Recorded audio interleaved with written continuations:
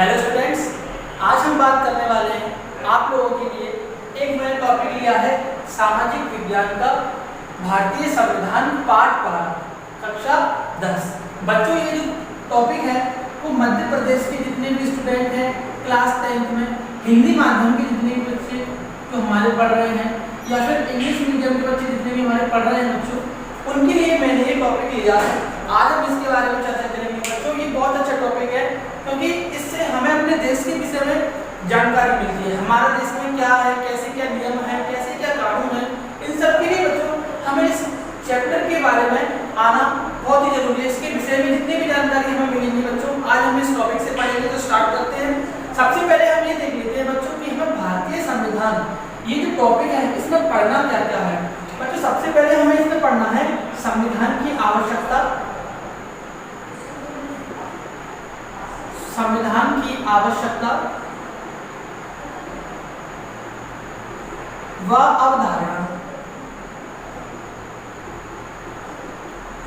बच्चों, दूसरा हम पढ़ेंगे इसमें संविधान सभा का गठन, संविधान सभा। और बच्चे आगे 3 टॉपिक और आते हैं जिसमें हम कह सकते हैं प्रारूप समिति आता है। बच्चों, प्रारूप समिति हम इसमें पढ़ेंगे। बच्चों, इसमें चौथा टॉपिक जो आता है वो आता है प्रस्तावना, जिसे भारतीय संविधान की आत्मा भी कहा गया है बच्चों। और 5th टॉपिक आता है संविधान की विशेषताएं। ठीक है बच्चों, सबसे पहले हम पढ़ेंगे कि हमें संविधान की आवश्यकता क्यों पड़ी। इसका जो मूल कॉन्सेप्ट है, इसकी जो अवधारणा है बच्चों, वो हम यहाँ पर पढ़ेंगे। संविधान सभा हम पढ़ेंगे यहाँ पर। प्रारूप समिति बच्चों हम इसको यहाँ पर पढ़ेंगे। प्रिएम्बल ऑफ इंडियन कॉन्स्टिट्यूशन, प्रस्तावना बच्चों हम यहाँ पढ़ेंगे। एंड संविधान की विशेषताएं जो भी हैं बच्चों, हम इसको आज यहाँ पर समझने का प्रयास करेंगे। आप सोशल साइंस को बच्चों कोई याद करने का विषय नहीं है। अगर मैं सामाजिक विज्ञान की बात करता हूँ तो कोई याद करने का ऐसा कोई विषय नहीं है। हाँ, पर इतना ये कह सकते हैं कि इसको समझ लिया जाए तो एग्जाम का चाहे तो विकल्पों में कोई क्वेश्चन आ जाए या एक शब्द में आ जाए या फिर आपको सही जोड़ी मिलाने के लिए आ जाए, सत्य असत्य आ जाए या फिर खालिस्तान आ जाए या फिर कोई भी डिस्क्रिप्टिव क्वेश्चन आ जाए। हालांकि इसमें से एक बड़ा क्वेश्चन या 4 या 5 नंबर का आएगा बच्चों। तो हमें इस टॉपिक को समझना है, रटना बिल्कुल नहीं है। तो स्टार्ट करते हैं हम भारतीय संविधान। बच्चों, सबसे पहले अगर मैं बात करता हूँ संविधान की, अगर मैं बात करूँ संविधान की, ये शब्द अपने आप में बहुत कुछ बयान कर रहा है। अगर मैं इस शब्द की अगर मैं बात करता हूँ तो आप अगर इस शब्द को तोड़ेंगे, व्यंजन संधि के माध्यम से आप इसे तोड़ेंगे बच्चों, तो ये कुछ ऐसा बनेगा सम प्लस विधान। बच्चों, यहाँ पर सम का मतलब होता है समान और विधान का मतलब बच्चों यहाँ पर होता है कानून से। क्या होता है बच्चों? कानून। यहाँ पर हम ये कह सकते हैं नियम कह सकते हैं। तो बच्चों, आपको समझ में आया होगा संविधान का अर्थ क्या होता है। एक ऐसा नियम या एक ऐसा कानून जो कि सबके लिए कैसा हो, समान हो। एक ऐसा विधान जो सभी के लिए समान हो। सभी के लिए किसके लिए समान हो? जितने भी उस देश के नागरिक हैं उन सबके लिए बच्चों ये समान कानून ही संविधान कहलाता है। आप लोगों ने व्यंजन संधि जो है, स्वर संधि, जितनी भी संधियां मैं आपको हिंदी ग्रामर की क्लास में अलग से पढ़ाऊंगा बच्चों। तो हम आगे बढ़ते हैं बच्चों कि संविधान वास्तव में है क्या, इसकी जो मूल कॉन्सेप्ट है, हमें आवश्यकता संविधान की क्यों पड़ रही है बच्चों, इसकी अवधारणा क्या है। तो स्टार्ट करते हैं, आगे बढ़ते हैं। देखिए बच्चों, अगर मैं संविधान की यदि बात करता हूँ तो संविधान क्या करता है। संविधान किसी भी देश की, संविधान किसी भी देश की जो राजनीतिक, संविधान किसी भी देश की राजनीतिक व्यवस्था, अभी बताएंगे क्या होता है, राजनीतिक व्यवस्था का बुनियादी ढांचा, बुनियादी ढांचा निर्धारित करता है।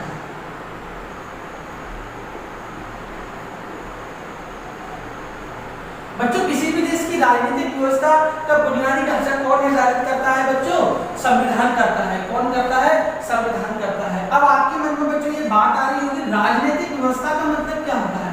बच्चों, राजनीतिक व्यवस्था से यहाँ पर ऐसा तात्पर्य है कि उस देश का शासन, अगर हम किसी भी देश की बात करते हैं, अगर हम बच्चों भारत की बात करें, ये हमारा देश भारत है। अगर बच्चों इस देश के शासन की मैं बात करता हूँ, भारत देश का जो शासन है बच्चों, अगर मैं भारत के शासन की बात करता हूँ, भारत देश का जो शासन है बच्चों वो क्या है, तो बच्चों आप कहोगे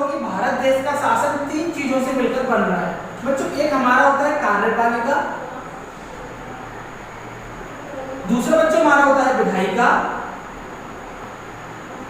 और तीसरा जो हमारा होता है बच्चों न्यायपालिका। क्या होता है? पहला होता है विधायिका, सॉरी पहला कार्यपालिका, दूसरा विधायिका और तीसरा न्यायपालिका। यही बच्चों किसी भी देश की राजनीतिक व्यवस्था या फिर उस देश का शासन कहलाता है। तो मेरे हिसाब से मैं समझता हूँ कि आपको राजनीतिक व्यवस्था जो शब्द है वो समझ में आ गया होगा। किसी भी देश की राजनीतिक व्यवस्था जो है बच्चों, उसके जो मूलभूत अंग होते हैं वो 3 होते हैं, कार्यपालिका, विधायिका, न्यायपालिका। इसको हम एग्जीक्यूटिव कहते हैं, इसको लेजिस्लेचर कहते हैं, इसको जुडिशियरी कहते हैं। बच्चों आप कह रहे हैं कार्यपालिका क्या होता है, तो बच्चों कार्यपालिका से तात्पर्य यहाँ पर होता है उस देश का राष्ट्रपति और उस देश का उपराष्ट्रपति। किसी भी देश का राष्ट्रपति और उपराष्ट्रपति जो होता है बच्चों, उस देश की कार्यपालिका का निर्माण करता है। बच्चों विधायिका क्या होती है? बच्चों अगर मैं संसद की बात करूं, संसद में बच्चों हमारी जो राज्यसभा है, जो हमारी लोकसभा है बच्चों, वो हमारा क्या होता है? विधायिका का कार्य करता है। लोकसभा एंड राज्यसभा। न्यायपालिका बच्चों आपको पता है, जैसे कि सुप्रीम कोर्ट हुआ, जैसे कि हाई कोर्ट हुआ बच्चों, ये हमारे न्यायपालिका के अंतर्गत आते हैं। तो आप लोगों ने क्या समझा? आप लोगों ने ये समझा कि अगर किसी भी देश का जो संविधान होता है वो उस देश की राजनीतिक व्यवस्था का बुनियादी ढांचा निर्धारित करता है। राजनीतिक व्यवस्था से तात्पर्य संविधान में शासन के तीनों अंग कौन कौन से होते हैं? कार्यपालिका, विधायिका और न्यायपालिका। इन तीनों अंगों के मध्य में शक्तियों का बंटवारा किस प्रकार से किया जाएगा, इनके क्या क्या दायित्व होंगे, समाज में इनका क्या क्या कहीं ना कहीं इंपॉर्टेंस होगा, क्या क्या इनका महत्व होगा, इन सबका निर्धारण जो किया जाता है वो भारतीय संविधान के द्वारा किया जाता है, किसी भी देश के संविधान के द्वारा किया जाता है। अगर मेरे बच्चों एक बात बताओ, अगर हमें ये बता दो कि अगर देश में कार्यपालिका, विधायिका और न्यायपालिका के शक्तियों का स्पष्ट रूप से विभाजन नहीं किया जाएगा तो ये तीनों के तीनों एक दूसरे के कार्य में हस्तक्षेप करेंगे। न्यायपालिका का कार्य क्या होता है बच्चों कि समाज में अगर किसी प्रकार का कोई अपराध या किसी भी प्रकार की कोई घटना होती है तो उसके लिए न्याय की व्यवस्था जो की जाएगी वो न्यायपालिका के द्वारा की जाएगी। विधायिका का मतलब क्या होता है बच्चों? अगर मान लीजिए किसी भी देश में किसी भी प्रकार का कोई भी बिल या विधेयक लाना है, बिल या विधेयक क्या होते हैं मैं आगे आपको बताऊंगा। किसी भी प्रकार का कोई बिल या विधेयक लेके आना है, अर्थात हम बच्चों ये कह सकते हैं कि कानून, कोई नया कानून जैसे हमें लेके आना है। अभी आपने लेटेस्ट देखा होगा जैसे कि जम्मू कश्मीर में आर्टिकल 35A को कहीं ना कहीं हटा दिया गया है, धारा 370 को समाप्त कर दिया गया है। तो बच्चों ये जो है ना, ये विधायिका निर्माण करती है। कानूनों का निर्माण बच्चों कौन करेगा?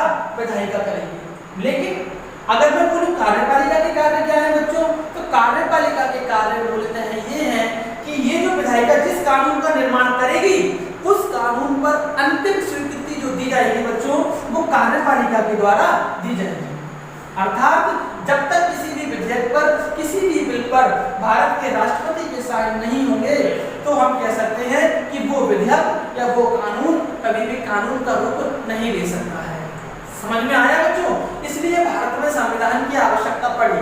क्यों पड़ी? क्योंकि भारत में शासन के जितने भी अंग हैं बच्चों, न्यायपालिका, विधायिका और कार्यपालिका, इनके मध्य में शक्तियों का स्पष्ट विभाजन जो किया जाना था, इनके मध्य में कहीं ना कहीं किसी भी प्रकार का कोई भी डिस्टर्बेंस पैदा ना हो, कोई भी गलतफहमी पैदा ना हो कि कोई किसी के कार्य में हस्तक्षेप ना करे, इसलिए भारत में संविधान का निर्माण किया गया है।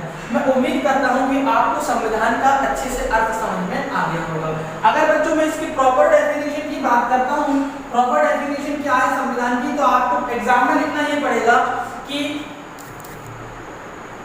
किसी भी देश के नियमों व कानूनों के संकलित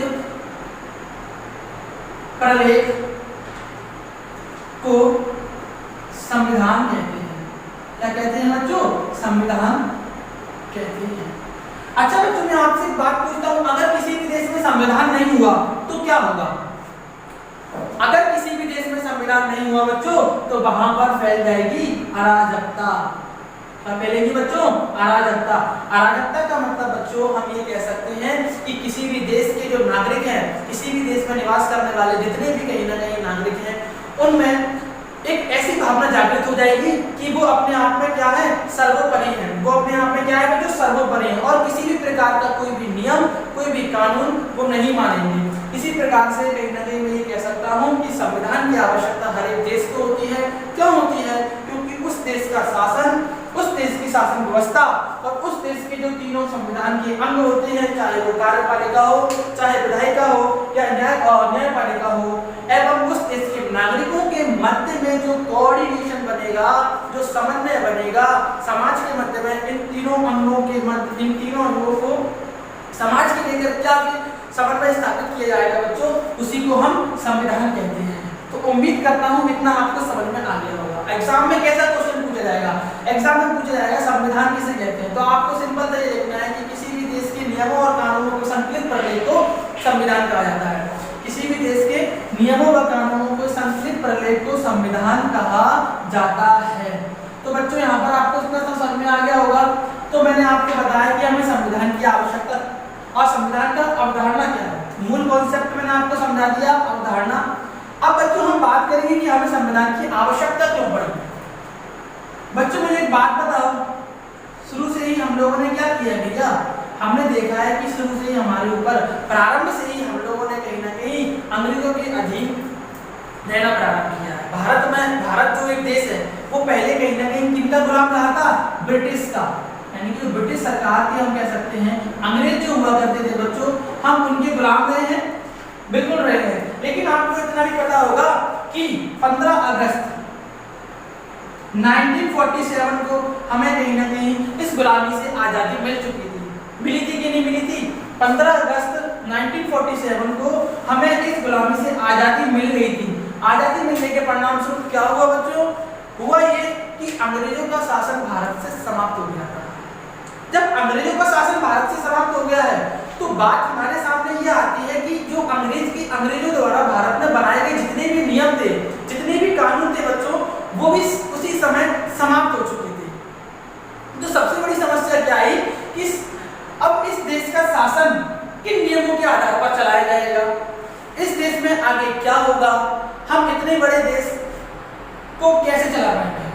भारत के जितने भी बड़े बड़े राजनेता थे, नेता थे, चाहे मैं बात करूं सरदार वल्लभ भाई पटेल की बात करूं बच्चों, चाहे मैं पंडित जवाहरलाल नेहरू की बात करूं, डॉक्टर भीमराव अंबेडकर की बात करता हूं, पट्टाभी सीतारामैया की अगर बात करता हूं बच्चों, इनके सामने केवल और केवल एक ही विकल्प था। वो विकल्प ये था कि इस देश का शासन किस रूप में, किस नियम से, किस कानूनों से चलाया जाए। तो बच्चों सभी के दिमाग में एक बात आई और उन्होंने कहा कि इस देश के संविधान का निर्माण किया जाना चाहिए। संविधान इस देश के लिए एक आवश्यकता बन चुकी है। क्यों? क्योंकि बच्चों भारत में निवास करने वाले उस समय जितने भी लोग थे वो मानसिक रूप से बिल्कुल और बिल्कुल कहीं ना कहीं अंग्रेजों के द्वारा जो नियम बनाए गए थे उनको फॉलो कर रहे थे। लेकिन अब हमें क्या करना है? अंग्रेज तो भारत से चले गए हैं, इसीलिए हमें इस देश में क्या पड़ गई बच्चों? संविधान की आवश्यकता पड़ गई। तो आपको समझ में आया कि संविधान की आवश्यकता क्यों पड़ी? संविधान की आवश्यकता बच्चों इसलिए पड़ी क्योंकि भारत गुलामी से मुक्त हो चुका था और भारत को कहीं ना कहीं अपने शासन को चलाने के लिए कुछ नियमों की आवश्यकता थी बच्चों। उन नियमों का कहीं ना कहीं हमें बनाने के लिए हमें संविधान की आवश्यकता पड़ती है। बात क्लियर है? लेकिन बच्चों मुझे एक बात बताओ, जो देश कम से कम 300 से 400 साल अंग्रेजों का गुलाम रहा है, क्या एकदम से संविधान का निर्माण बनाना संभव है? क्या कोई भी देश का संविधान, किसी भी देश का संविधान एकदम से बन सकता है? आप इमेजिनेशन कर पा रहे होंगे सर नहीं, क्योंकि कहीं ना कहीं प्राचीन काल से लेकर अगर हम आधुनिक काल की बात करते हैं तो उस देश में नियम और कानून इतनी भारी मात्रा में बच्चों बन जाते हैं कि उन नियमों और कानूनों का अगर एकदम से समापन हो जाए, एकदम से अगर वो नियम और कानून उस देश से समाप्त हो जाए तो अचानक से इतने नियमों और कानूनों को हम कहां से लाएंगे? तो बच्चों सबसे बड़ी चुनौती कहीं ना कहीं हमारे जो जितने भी राजनेता थे, चाहे पंडित जवाहरलाल नेहरू, चाहे पट्टाभी सीतारामैया हो, चाहे सरदार वल्लभ भाई पटेल हो, चाहे भारत के तेज तर्रार नेता डॉक्टर राजेंद्र प्रसाद क्यों ना हो, उनके समक्ष यही विकल्प था कि देश का संविधान निर्माण कैसे किया जाए। सबों ने कहीं ना कहीं दिमाग लगाया और दिमाग लगाने के बाद बच्चों एक निष्कर्ष समझ में आया बच्चों, वो ये था कि भारत में जितने भी देश हैं उन देशों के संविधानों को कहीं ना कहीं देखा जाए और कुछ ना कुछ जो भी मूल कॉन्सेप्ट हैं वो कहीं ना कहीं विभिन्न देशों के संविधान के स्रोत से भारतीय देश के संविधान में सम्मिलित किए जाए।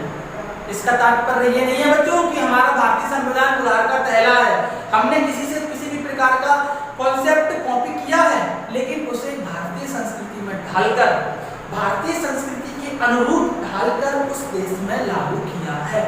जैसे एग्जांपल दूं बच्चों में, अगर मैं बात करूं अमेरिका संविधान से, हम देखें कि हमने अमेरिका के संविधान से क्या लिया है, तो बच्चों हमने मौलिक अधिकारों की बात हमने अमेरिकी संविधान से की है। अभी मैं आगे बताऊंगा बच्चों, हमारे 6 मौलिक अधिकार हैं जिनके बारे में चर्चा करूंगा। तो हमने अमेरिकी संविधान से हमने क्या लिया है, मौलिक अधिकार लिया है, लेकिन इनको अपनी भारतीय संस्कृति में ढालकर अपने देश में लागू किया है। अगर मैं बात करता हूँ आयरलैंड के संविधान से बच्चों, तो आयरलैंड के संविधान से अगर मैं बात करूं तो हमने क्या लिए हैं, राज्य की नीति निर्देशक सिद्धांत लिए हैं, राज्य की नीति निर्देशक तत्व लिए हैं। आगे मैं संविधान की विशेषताओं में इनकी चर्चा करूंगा। मैं बात करूं कनाडा के संविधान से, तो हमने कनाडा के संविधान से संघात्मक शासन व्यवस्था का कहीं ना कहीं प्रावधान हमने ये कॉन्सेप्ट लिया है।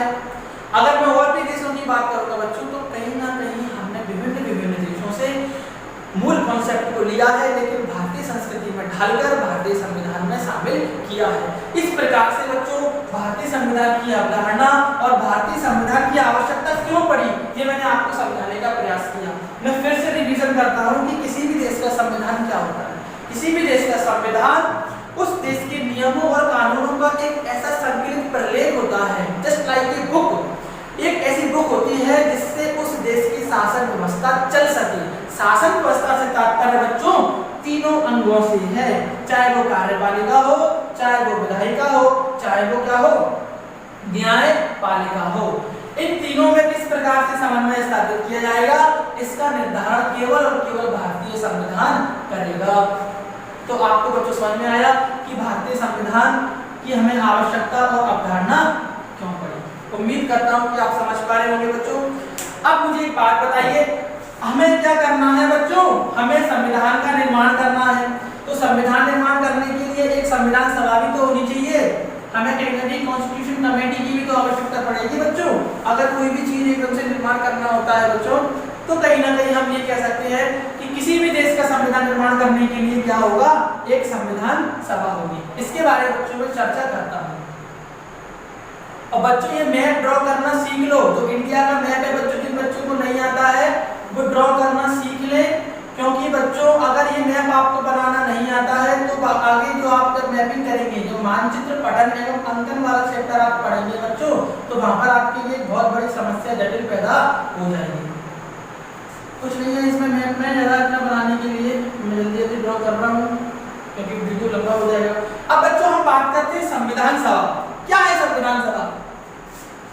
संविधान सभा जो है वो 3 सदस्यीय एक मंत्रिमंडल है। क्या है संविधान सभा? 3 सदस्यीय एक मंत्रिमंडल है। अब ये 3 सदस्य कौन कौन से हैं बच्चों? 3 सदस्य हैं हमारे Lord Patrick Lawrence, Stafford Cripps and A B Alexander. ये तीनों भारत आ रहे हैं, मैं इनके साथ आ रहा हूँ, मैं इनके साथ हूँ बच्चों। हम सब लोग आ रहे हैं 1946 में भारत में संविधान का निर्माण करने में। इनको ब्रिटेन से लेके आ रहा हूँ और इस देश का संविधान निर्माण करने के लिए इन तीनों का होना बहुत जरूरी है। साथ ही साथ मैं नेक्स्ट वीडियो में आपके साथ इन तीनों को लेकर आऊंगा। तब तक के लिए मैं अपनी वाणी को विराम देता हूँ।